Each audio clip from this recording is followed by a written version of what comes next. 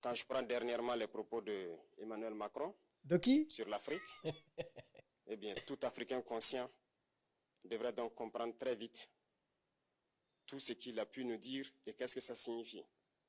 Le général Tchani a dit il n'y a pas longtemps du changement donc de tactique ou de stratégie des forces françaises en Afrique, et je pense qu'il est venu le confirmer. Il s'agit de dissoudre et de garder un dispositif socle.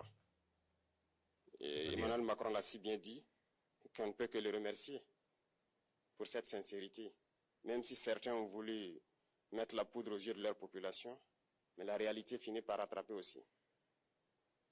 Ils ne partiront pas de certains pays, ils ont juste dissous le dispositif.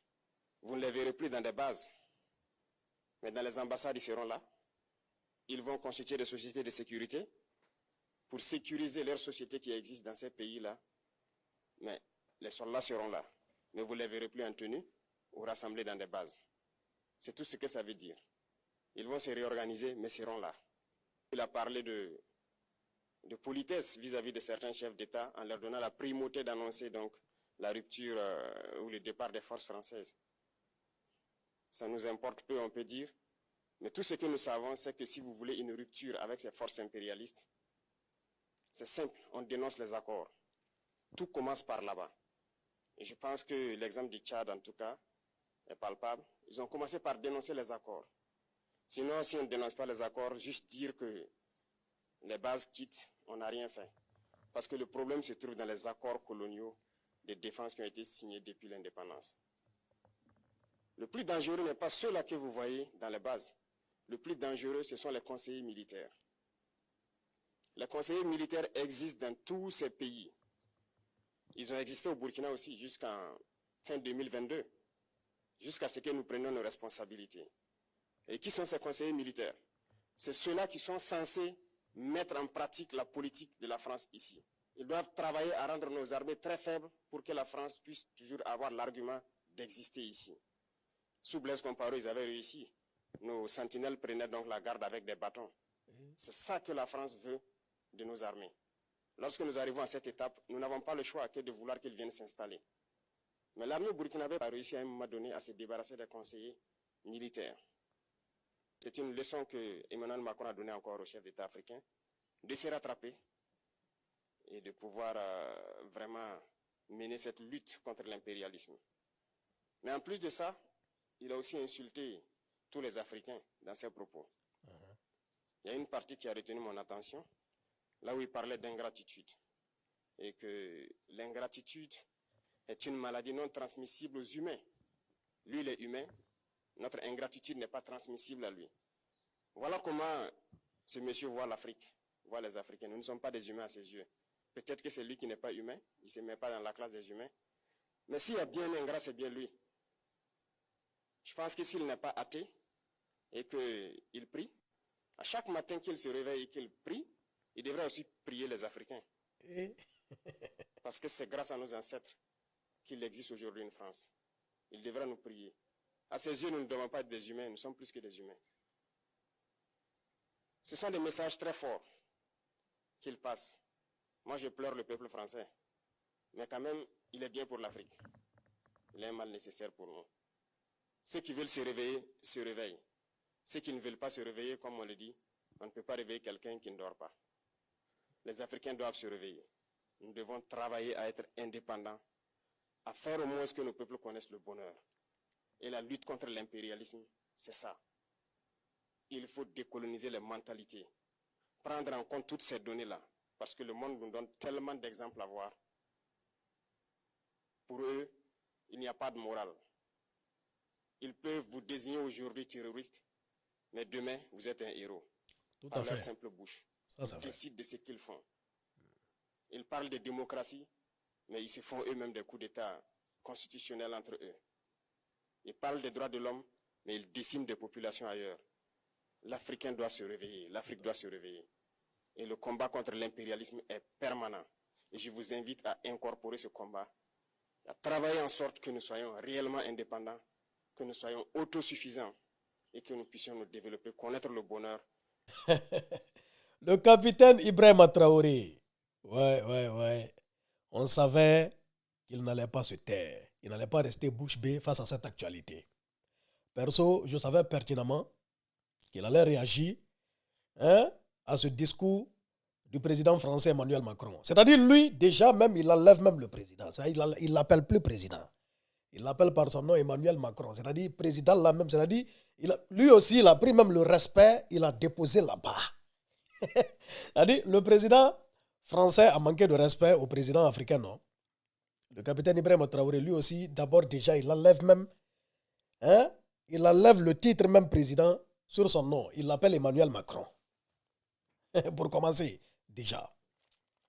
Et voilà, il a parlé, du redéploiement des forces françaises en Afrique. Bon, on ne va pas s'attarder sur ça parce que, on en avait déjà parlé et lui aussi, il a suffisamment parlé ici de ça. Il a donné son avis, selon sa compréhension du discours du président français Emmanuel Macron. Mais surtout, il a parlé de la partie où le président Macron a traité les présidents africains d'ingrats. Voilà. Il dit, au contraire, c'est le président Macron qui est ingrat parce que sans l'Afrique, la France n'allait pas exister. C'est-à-dire, normalement, si le président Macron n'est pas athée, à chaque fois qu'il prie, il doit prier aussi l'Afrique. Parce que l'Afrique a beaucoup fait pour la France. Et ça, ce n'est pas faux. Et il a appelé les Africains à se réveiller. Et il a dit que le président Macron, c'est un mal pour un bien. Un mal pour un bien, parce qu'il réveille les Africains, surtout les dirigeants africains. Maintenant, sur la partie de leur laisser la primauté d'annoncer le retrait, la négociation du retrait, on a vu la sortie du premier ministre du Tchad, du président aussi tchadien, Mahamat Déby, du premier ministre sénégalais. Bon, du côté de la Côte d'Ivoire, ils ont dit qu'ils ne feront pas assez de commentaires sur ça.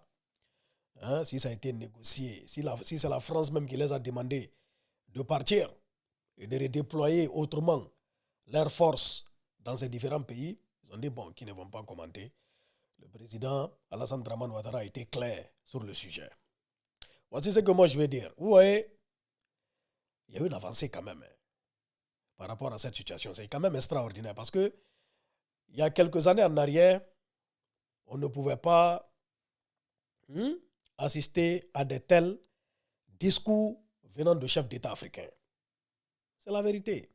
Discours de souveraineté, où la France allait là à se tirailler avec des chefs d'État africains.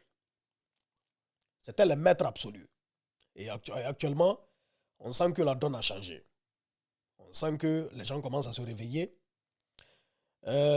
L'Afrique quand même a été victime de colonisation, de néocolonisation et de beaucoup d'autres trucs dans le passé. Et voilà, la France était considérée comme maître absolu dans les différents pays africains. Voir que tel n'est plus le cas dans quelques pays, dans certains pays, ça c'est une bonne chose, c'est une bonne nouvelle. Parce que autant la France mérite sa souveraineté absolue, nos pays africains méritent aussi leur souveraineté absolue. Doivent être en mesure de décider d'eux-mêmes de leur avenir, de leur devenir, de leur pouvenir et de tout ce qui s'ensuit. Je pense que c'est ça. Et moi, en tout cas, je suis pour cette idée, je suis derrière cette idée que les gens se réveillent. Stop à la manipulation et tout ce qui s'ensuit. Il a raison, il y a eu coup d'État ici en France. On a tous assisté à ça. Il y a eu vote. Vous avez assisté à ça, non? Il y a eu vote. Le parti de Jean-Luc Mélenchon a remporté à l'Assemblée nationale. A dit, pour voter quelques lois. Et après tout ça, tout a été balayé d'un seul coup par le pouvoir central, par le président Macron. Voilà, il a imposé son droit de veto étant président. Sur ce qui s'est passé à l'Assemblée nationale. Ça, c'est devant tout ce que ça s'est passé ici. Donc, ce n'est pas faux. En tout cas, moi, je pense qu'on doit se réveiller. On doit se réveiller. L'Afrique, on doit rester unis et solidaires. L'unité africaine, c'est important. C'est vachement important même. Voilà. Et de ça qu'il s'agit. On est ensemble, la famille Peace and Love. Vive l'Afrique. Big Soul 224 Guinée est fier.